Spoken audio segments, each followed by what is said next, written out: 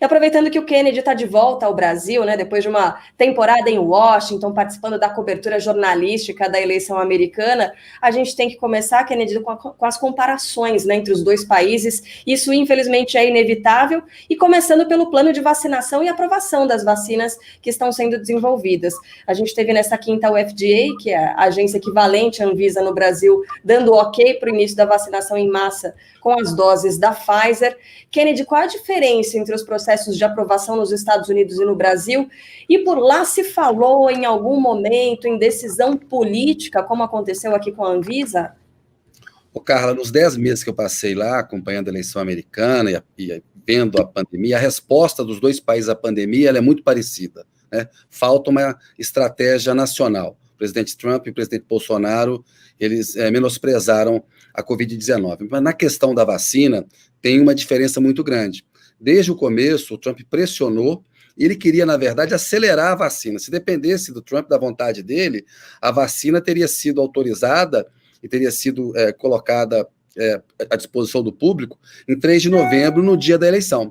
Lá, o FDA enfrentou uma pressão ao contrário daqui. Aqui o presidente Jair Bolsonaro ele faz uma pressão sobre a Anvisa, lançando dúvidas sobre a eficácia da vacina, ele diz que ela não vai ser obrigatória, o ministro Eduardo Pazuello fala num processo longo. Hoje a Anvisa tomou uma decisão importante de autorizar o uso emergencial, que é o que o FDA fez lá nos Estados Unidos. Agora essa vacina da Pfizer está com uma autorização para o uso emergencial. Então, os processos da Anvisa e do FDA são muito parecidos, né? O registro definitivo da vacina, ele demanda mais tempo, ele demanda meses, mas por causa da pandemia e dessa situação específica toda, o governo Trump pressionou as empresas, começou uma corrida para se fazer alcançar a vacina, e o órgão regulador lá se preparou para essa autorização emergencial, que funciona para os profissionais que trabalham na ponta, na área de saúde, para as populações mais idosa, para quem mora em asilo. Então, hoje a Anvisa está chegando num modelo parecido com o que já está estabelecido lá nos Estados Unidos para autorizar um uso emergencial assim que tiver uma vacina segura e eficaz disponível. A diferença é que aqui não tem plano nenhum de vacinação, enquanto lá já há uma pré-compra de várias empresas, ou seja, os Estados Unidos estão muito mais preparados com seringas, agulhas e com toda a logística para poder vacinar a população do que o Brasil está. A gente não tem um plano, né? Então, essa é uma diferença grande. A Anvisa está chegando hoje com essa possibilidade de um uso emergencial, que é uma boa notícia.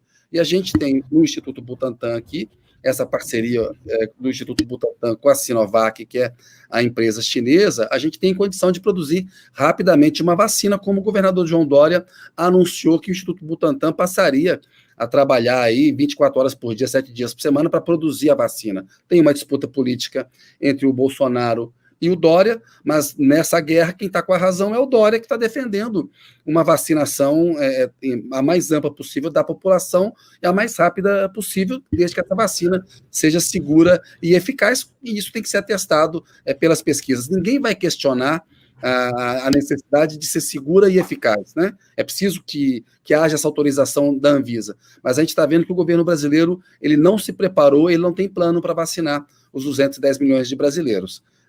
Carla. Pois é, o Kennedy citou o Dória, né? O Dória acabou iniciando aí um movimento dos outros governadores também, né? Gente com medo de ficar para trás, porque agora, como é que o governador paulista consegue dar andamento num plano como esse e os outros governadores não? Será que eles vão ser cobrados mais para frente? Será que eles não vão ter... não vão conseguir transferir esse capital político, né, da vacinação em massa nos seus estados? Então, essa coisa de ficar para trás acaba pressionando de uma certa forma, pelo menos esse é um ponto de vista, e Carol Trevisan, não só os Estados Unidos, né, mas essa aprovação dos planos de vacinação, ela vem amadurecendo pelo mundo. Já há outros países avançando nesse aspecto, e o fato de o Brasil não ter esse plano, como o Kennedy disse, de estar ficando para trás, acaba pressionando o nosso governo? Acaba pressionando, sim, o nosso governo, mostra com muita clareza a incompetência em gerir a crise sanitária, mais uma vez, né, a gente está assistindo essa incompetência durante todo o ano. O governador João Dória sai na frente também, com razão, né, porque é o governador, ele tem também responsabilidade, ele podia lidar com isso com menos arrogância, talvez de forma mais política, teria sido mais interessante até para ele mesmo, mas eu queria chamar a atenção para 2 pontos importantes que vão acontecer em breve aqui no Brasil e em outros países do mundo também está acontecendo, Carla. A OAB pediu ao Supremo Tribunal Federal a dispensa de autorização na Anvisa para as vacinas contra a Covid, já prevendo que poderia haver esse tipo de barganha, né, e aí essa disputa. O que interessa é que a vacina chegue logo. Então, aqui em São Paulo, por exemplo, o governador João Dória prometeu para o dia 25 de janeiro iniciar a vacinação. Aí tem outras 2 questões que eu queria falar. Uma o Ministério da Saúde retirou do grupo de prioridades os presos, né, a população carcerária do Brasil, que obviamente é uma das mais vulneráveis ao coronavírus. Eu questionei o Ministério e a resposta que eu tive é exatamente isso que o Kennedy acabou de relatar, que é uma falta de plano, é uma resposta assim, sem precisão, sem dizer por que motivo aconteceu isso, se vai voltar ou não vai voltar. Então, quer dizer, isso deixa uma instabilidade muito grande e demonstra a total falta de competência. Aí tem mais um ponto que eu queria colocar aqui, que é o seguinte: o ministro da Saúde, o general Pazuello, no dia 25 de dezembro, ele vai ter que ser decidido se ele vai para a reserva ou fica na ativa. E aí eu acho que tem um embate entre Bolsonaro e as Forças Armadas, porque, claro, as Forças Armadas já demonstraram que querem que Pazuello se retire, né, da ativa. Então, dependendo, Bolsonaro pode querer que ele fique. Ele tem 3 estrelas, ele teria que ter mais uma estrela, né? Então, Bolsonaro pode impor essa vontade a ele, e aí ser um problema para o Exército, para o Pujol, ou o Exército pode impor. Quem manda no final é o presidente, que tem a decisão final. Mas isso vai ser interessante da gente assistir para ver como é que vai ser colocar agora os ministros do Exército sob essa questão. Qual?